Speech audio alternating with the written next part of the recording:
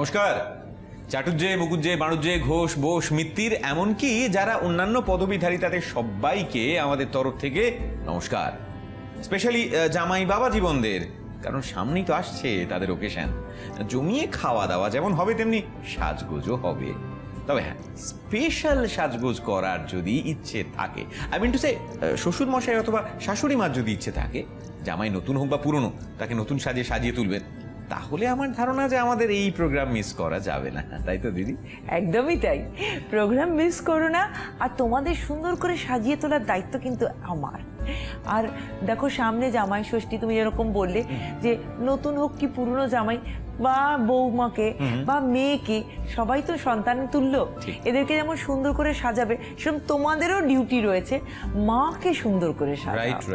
বাবাকে একটা নতুন পাঞ্জাবি পরাও।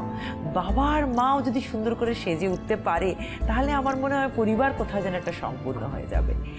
আর আজকে কে রয়েছে আমাদের কাছে সুন্দর হাসি মুখ নিয়ে? অ্যালফাবেটিক্যালি প্রথম লেটারটা দিয়ে তার নাম, দেখুন কে আছে। নমস্কার, আমি অদিতি ব্যানার্জি, আমি দমদম ক্যান্টনমেন্ট থেকে এসেছি। সামনেই তো জামাই ষষ্ঠী, তাই নিজেকে একটু আলাদাভাবে সাজানোর জন্য আমি ছুটে এসেছি স্বর্ণালীদির কাছে থেকে টিপস নেওয়ার জন্য।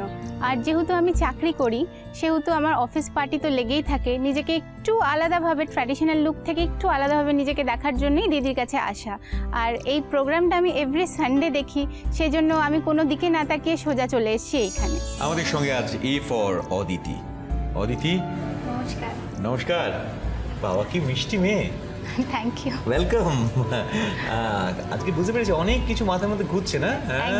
ওই যে পাশে বসে আছে, সব সলিউশন আছে। নমস্কার দিদি, কেমন আছো? নমস্কার, খুব ভালো আছে অদিতি।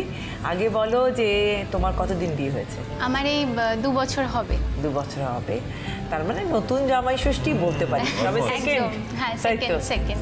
তো ভীষণ স্পেশাল। ভীষণ স্পেশাল। মাকে একটু আলাদাভাবে সাজাতে চাই এই জামাই ষষ্ঠীতে। নিশ্চয়ই, খুব ভালো লাগছে তুমি মাকে সাজাতে চাইছো, এবং সেটাই তো দরকার।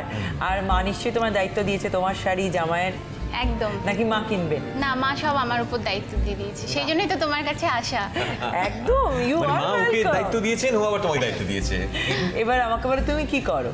আমি তো জব করি, তো সেই জন্য সত্যি কথা বলতে আমি অত বুঝতে পারি না কাকে কি দেবো বা নিজের জন্য কি পরবো।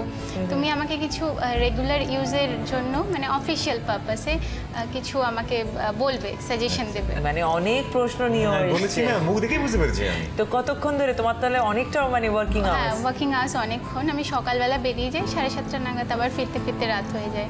ও বাবা, রাত্রি 9-10 ঘন্টা কাজ করো? একদম।